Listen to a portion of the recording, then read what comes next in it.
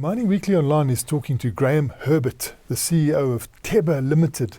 And again, we're going back to the issue of benefits which are have not been received by a lot of mine workers, and there is quite a lot of money available.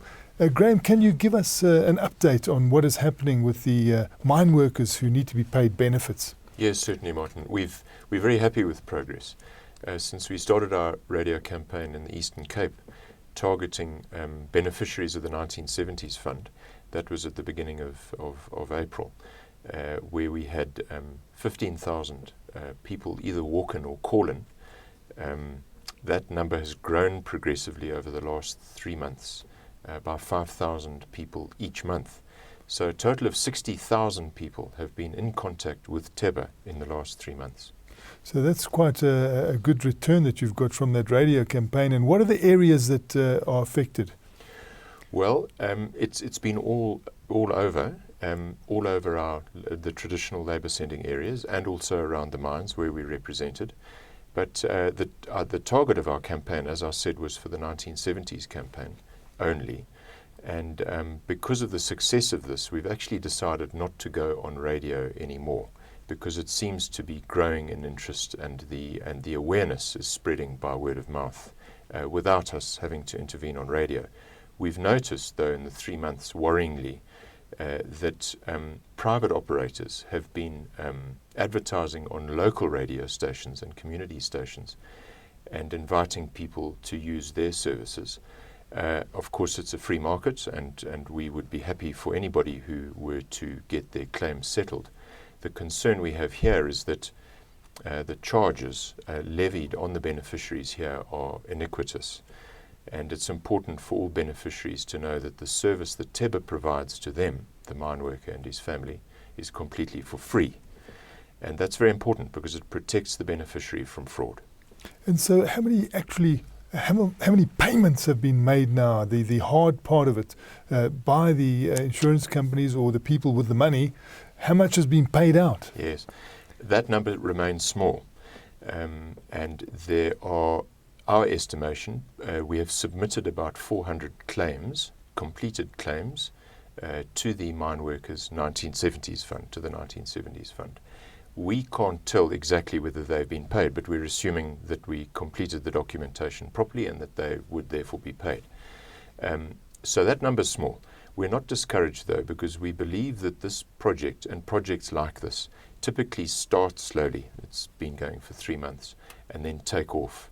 And the part that we're really concerned about is when we get into the large numbers, where we're completing thousands of cases a month, but believe that we're equipped to do that. So that would be point number one. Point number two is that we have also, through this process, established an additional between 400 and 500 cases that we can readily conclude for the Mine Workers Provident Fund. So these are more recent cases, and we're busy in discussions with the MWPF on progressing those cases. Yeah, so you've got these separate funds. You've got the 1970s fund and you've got the Mine Workers Provident Fund, and you managing to process the documentation for both funds. Yes, we are. In fact, it's not just limited to them. I mean, the MWPF covers most of the gold producers, but remember also that the platinum producers have their own provident funds too. And in this process, we're picking up beneficiaries who claim to be owed money by the various provident funds for the platinum producers too. Our back office, also through this process, which we are learning about as we're going on, is also being enhanced. So as our back office linkages between ourselves and the funds improve, we are able to check to see whether a person calling in has monies owing to them across all of those funds.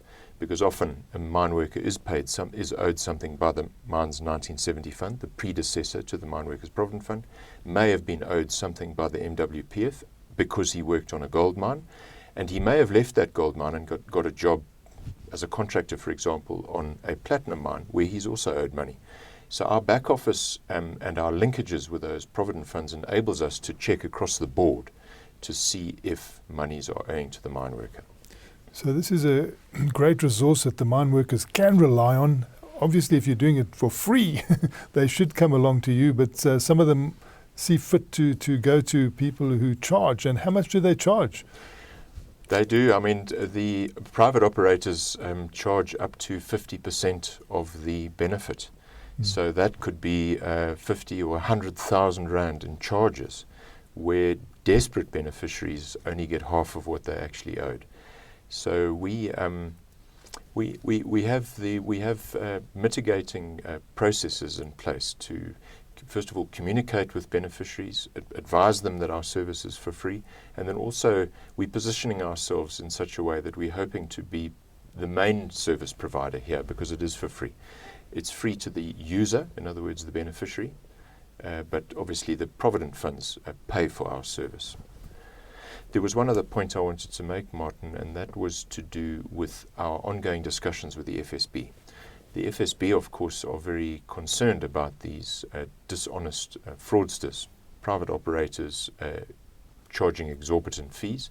And arising from the discussion with them, we've got the FSB to consider giving Teba Limited access to one of their funds, which is a consolidated fund of all dormant accounts.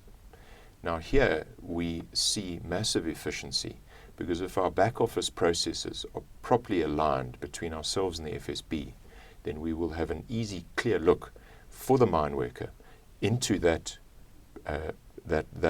pooled fund to see if any other monies are owing to the mine worker. And the FSB, of course, is a Financial Services Board, and that is a statutory body. And so they are also keen that these monies are paid out to the beneficiaries. Very much so. There are many funds.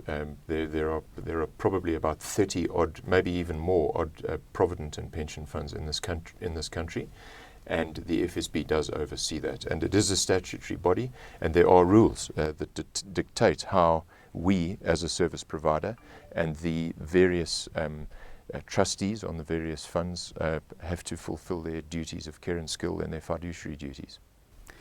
That was Graham Herbert talking again to Mining Weekly Online.